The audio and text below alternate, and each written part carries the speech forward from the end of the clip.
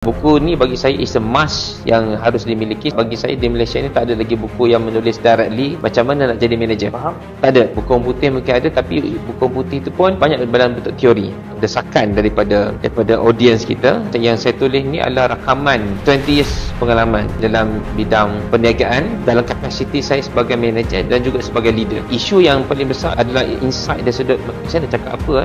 Betul. Nombor satu nak cakap apa, nombor dua nak cakap apa, kemudian apa skrip saya kan. Kenapa saya kena cakap macam ni? Jadi ada banyak situasi yang seorang manager kena hadapi. Nak panggil staff untuk isu disiplin, nak panggil staff untuk isu performance, nak panggil staff untuk nak meeting kali pertama sebagai manager. Dan saya berikan sekali apa yang kena cakap nombor satu, kenapa kena cakap macam tu, dan apa skripnya. Maksudnya full. Ya, skrip sekali. Buku ini saya tulis exactly menyelesaikan masalah manager. Kalau pesanan saya untuk manager, kena tingkatkan kompetensi dia sebagai manager, dan dia kena belajar communication. Dan dalam buku ni kita dah berikan banyak panduan.